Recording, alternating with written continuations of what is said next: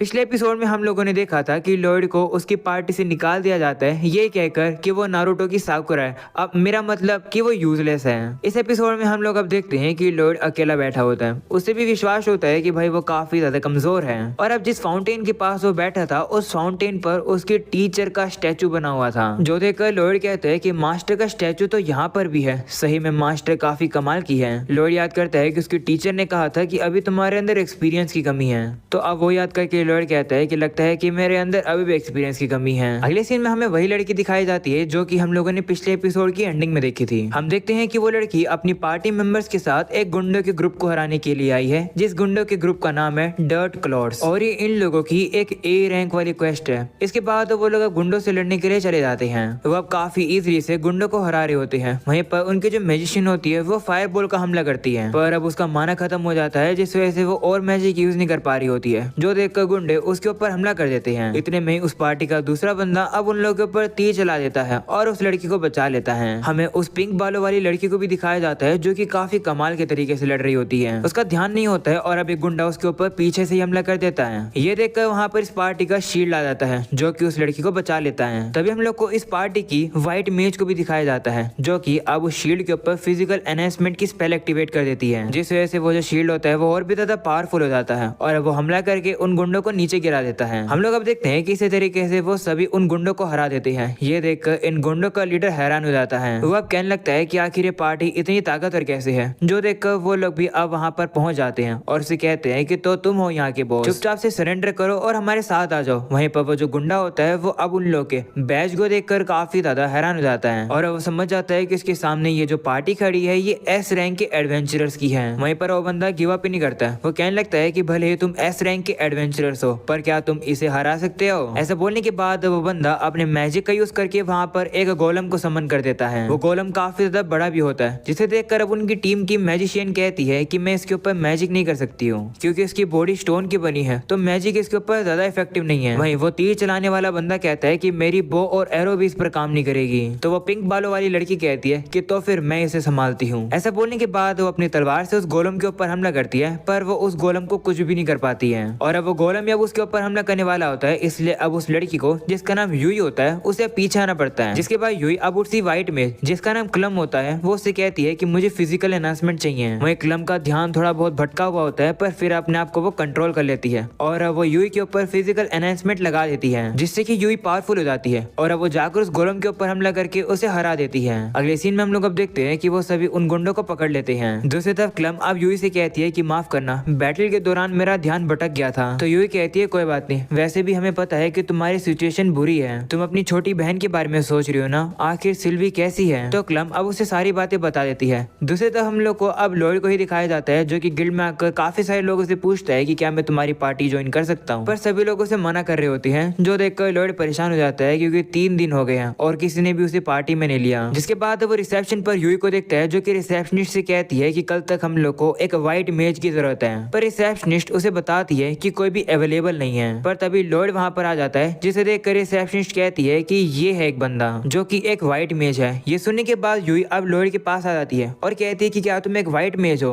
और क्या तुम फ्री हो? जिस पर वो कहते हैं हाँ। ये सुनने के बाद यूई काफी ज्यादा खुश हो जाती है और अब वो उसे अपने साथ ले जाती है। इसके बाद यूई अब लॉयड को अपने बाकी के पार्टी मेंबर से मिलवाती है। वो अब यूई को इतनी जल्दी आता हुआ देखकर हैरान हो जाते हैं और कहते हैं कि क्या तुम्हें कोई व्हाइट मेज मिला? जिस पर वो कहती है हाँ, मैं तुम्हें इससे मिलवाती हूँ। ऐसा बोलने के बाद वो उन लोग को लॉयड का नाम बताने वाली होती है, पर उसे खुद ही नहीं पता था कि लॉयड का नाम क्या है। तो अब लॉयड को बताना पड़ता है कि उसका नाम लॉयड है। जिसके बाद यूई अब सभी लोगों को इंट्रोड्यूस करती है। वो बताती है कि ये जो बड़ा सा बंदा है इसका नाम डैगस है और ये शील्ड यूज करता है, और ये जो बीच में है उसका नाम क्रॉस है और ये बो और एरो यूज करता है। जिसके बाद बारी आती है सिलिका की जो कि एक मेज है। और last but not the least, मैं हूँ यूई, हमारी स्पोर्ट्समैन, और मैं इस ग्रुप की लीडर भी हूँ। तुम्हारा इस पार्टी में स्वागत है। जो सुनकर लॉयड कहता है कि एक सेकंड, मैंने कब कहा कि मैं ज्वाइन कर रहा हूँ? ये सुनकर बाकी लोग कहने ही रखते हैं कि हमें पता था कि यूई किसी को अपने साथ जबरदस्ती लेकर आएगी। वो कहते हैं कि हमारे पास जो क्वेस्ट है हम लोग उसे मना ही कर देते हैं। क्लम के बिना यानी कि एक व्हाइट मेज के बिना हम लोग क्वेस्ट पूरी नहीं कर पाएंगे, और देखकर भी नहीं लगता है कि लॉयड क्लम को रिप्लेस कर पाएगा। यूई, हमें पता है कि तुम कैसा फील कर रही हो, पर इस क्वेस्ट को हमें करना नहीं चाहिए। ये सुनकर यूई परेशान हो जाती है और कहती है कि अगर हम लोग क्वेस्ट नहीं करेंगे तो हमारे क्लाइंट का क्या होगा? उन्होंने हमसे मदद मांगी है, हम लोग उनकी मदद किए बिना कैसे रह सकते हैं? ये सुनकर तो लॉयड को ही बुरा लग जाता है। वह पूछता है कि क्या कोई और पार्टी नहीं है जो कि इस क्वेस्ट को पूरा कर दे? तो वो बताते हैं नहीं, क्योंकि ये जो क्वेस्ट है ये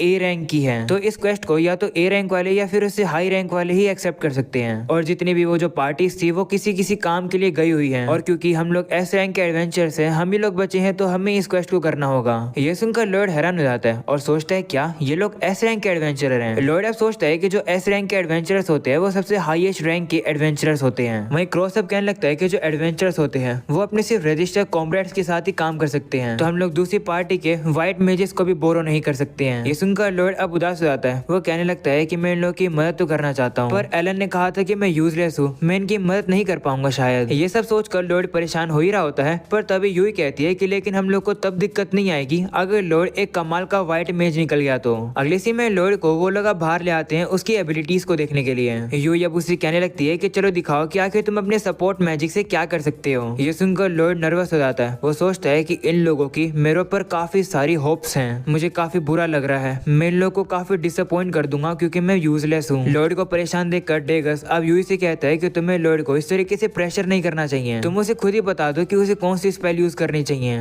तो यूई कहती हाँ तुम सही कह रहे हो, इससे लॉर्ड कंफ्यूज भी नहीं होगा। वो अब लॉर्ड से कहती है कि चलो थोड़ा सिंपल रखते हैं, सबसे पहले तुम हम सभी लोग के ऊपर एनहेंसमेंट मैजिक लगाओ। ये सुनकर क्रॉस यूई से कहते हैं कि क्या तुम पागल हो, ज्यादातर जो व्हाइट मेजेस होते हैं वो तो कैसा नहीं कर पाते हैं, हम इन सबको करना रहने देते हैं। वहीं पर लॉर्ड तो कहने लगता है कि मैं कर लूंगा। वो उनसे कहता है कि तो ये मेरा टेस्ट है ना, मुझे तुम सभी लोग के ऊपर एनहेंसमेंट मैजिक लगाने हैं जिससे कि प्रूव हो सके कि मैं तुम्हारी पार्टी ज्वाइन कर पाऊंगा। तो यूई कहती हाँ, पर शर्त ये है कि तुम्हें एनहेंसमेंट को सभी के ऊपर एक ही बारी में लगाना पड़ेगा, अलग अलग करके नहीं। ये सुनकर लॉर्ड थोड़ा सा परेशान हो जाता है। वह सोचने लगता है क्या कि ये लोग मुझसे क्या चाहते हैं। लॉर्ड को परेशान देखकर यूई कहती है कि क्या तुम नहीं कर सकते हो? तो लॉर्ड कहता है कि नहीं ऐसी बात नहीं है। वहीं डेगा सब लॉर्ड से कहने लगता है कि तुमसे नहीं होगा तो रहने दो। बाकी के लोग भी अब लॉर्ड को मना कर रहे होते हैं, पर तभी लॉर्ड कहता है कि नहीं मैं करूंगा। ऐसा बोलने के बाद वो अपने डंडे को वहां ले आता है, जो देखकर सभी लोग हैरान हो जाते हैं और कहते हैं कि आखिर ये डंडा कहां से आ गया। जिसके बाद लॉर्ड अब अपने मैजिक का यूज करके उन सभी के ऊपर एनहेंसमेंट लगा देता है। जिसके बाद यूई अब लॉर्ड से कहने लगती है कि आखिर ये डंडा कहां से आया। तो वो कहता है कि मैंने स्टोरेज मैजिक का यूज किया, जो सुनकर सभी हैरान हो जाते हैं। लॉर्ड अब उसे पूछता है कि ये बताओ कि मेरा एनहेंसमेंट मैजिक कैसा है, जो सुनकर यूई कहती है क्या तुमने ऑलरेडी उसे लगा भी दिया, मुझे पता ही नहीं चला। वहीं बाकी लोग भी अब यही कहने लगते हैं कि लॉर्ड आखिर तुमने बिना इनकांटेशन के ये कैसे किया। वो लोग अब ये भी फील कर पाते हैं कि उन लोगों की बॉडी काफी हल्की सी हो गई है। वहीं पर यूई तो जाकर अपनी तलवार को एक पेड़ के ऊपर ट्राई करती है। वहीं अब यूई के हमले से वो जो पेड़ होता है वो बीच में से ही कट जाता है, जो देखकर सभी हैरान हो जाते हैं और कहते हैं कि ये कैसे हो गया। तो लॉर्ड कहता है कि मैंने एक ही बारी में तुम लोग के ऊपर 5 स्पेल लगाई है, जैसे कि physical enhancement, defence boost, magic power boost, माना कंजप्शन रिड्यूशन, स्टेटस रेजिस्टेंस। ये सुनने के बाद सभी लोग की तो अब बोलती ही बंद हो जाती है। तुमने 5 स्पेल लगाई है और वो भी हम सभी लोगों के ऊपर। तो लॉर्ड कहते हैं हाँ अगर एक स्पेल लगाता तो काफी सिंपल लगता, और वैसे भी तुम लोग को ज्यादा एक्सपेक्टेशन थी तो मैंने ये 5 स्पेल लगा दी। वहीं उन लोग की तो ये सब देखकर बोलती ही बंद हो जाती है, वो कुछ कह ही नहीं पा रहे होते हैं। जो देखकर लॉर्ड कहता है कि शायद से मैं उन लोगों की एक्सपेक्टेशन पर खड़ा नहीं उतर पाया। वो अब उन लोगों से माफी मांगता है और कहता है कि मैं जा रहा हूँ। ऐसा बोलकर अब वो वहाँ से जा ही रहा होता है, पर तभी सभी उसे रोक लेते हैं।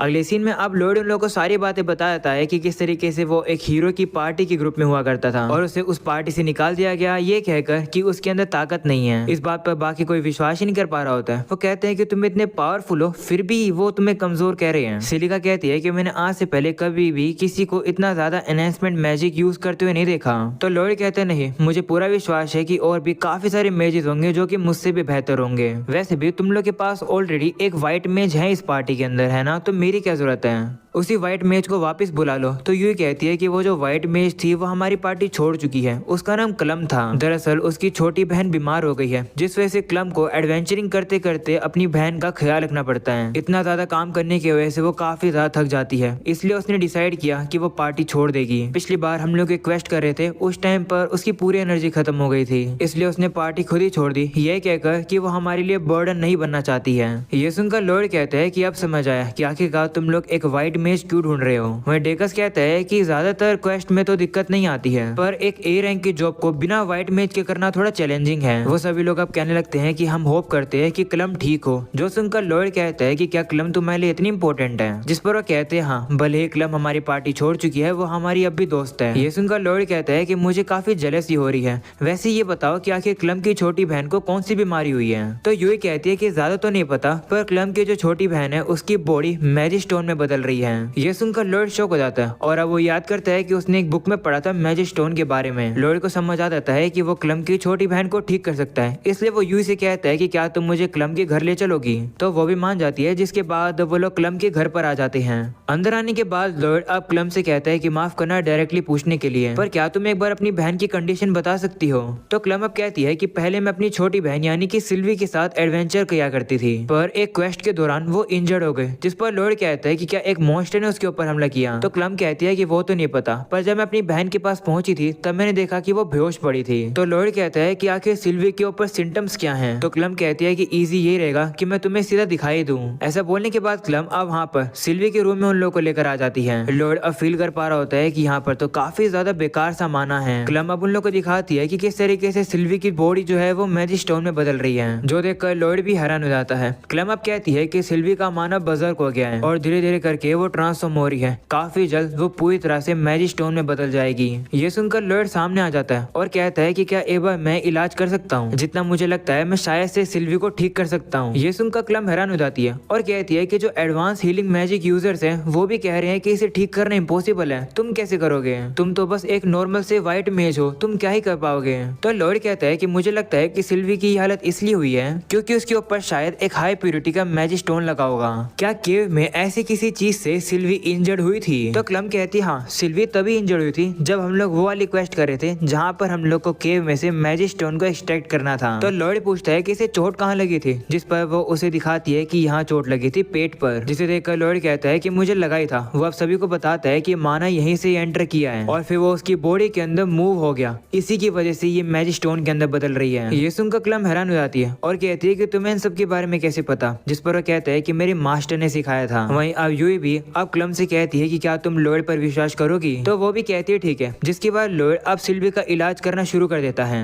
वो उसके माना को खींचने लगता है पर अब उसे ही काफी दर्द हो जाता है, जो देखकर क्लम कहती है क्या हुआ, जिस पर वो कहता है कि मैंने अभी भी इन्वर्टेड माना ट्रांसफर स्पेल को कास्ट किया जिससे कि मैं सिल्वी का माना एब्जॉर्ब कर सकूं। ये सुनकर क्लम हैरान हो जाती है और कहती है क्या तुम स्पेल को रिकॉन्फ़िगर कर रहे हो। तो लॉयड कहता है हाँ, सिल्वी मैजिक स्टोन में इसलिए बदल रही है क्योंकि उसके अंदर का जो माना है वो बजर्क हो गया है, तो मेरे को जितना हो सके इसके माना को पूरी तरह से खत्म करना होगा। जब तक सारा माना नहीं निकलेगा तब तक हीलिंग नहीं हो पाएगी। अब मैं इसके माना को भी निकालूंगा और साथ में इसे हील भी करूंगा। ऐसा बोलने के बाद लॉयड अब एक ही साथ दो स्पेल को यूज करने लगता है, जो देखकर क्लम कहती है कि आखिर ये कैसे तरीके की हीलिंग है। तो लॉयड कहता है कि ये वाला हीलिंग मैजिक काफी कमाल का है, इसमें माना कंजप्शन भी काफी कम होती है, मैं माना को जल्दी से बर्न भी कर पाऊंगा और साथ में सिल्वी को हील भी कर पाऊंगा। ऐसा बोलने के बाद लॉयड अब यही करने लगता है। वहीं पर लॉयड को ये सब करता हुआ देख क्लम कहती है कि जो लॉयड कर रहा है वो बहुत ही ज्यादा कमाल का है, क्योंकि ये खुद की बनाई हुई स्पेल को यूज कर रहा है और साथ में एक ही बारी में दो स्पेल कास्ट कर रहा है, और तो और ये अपना स्टेमिना और विल पावर भी दिखा रहा है। कोई भी नॉर्मल पर्सन ऐसा नहीं कर सकता है।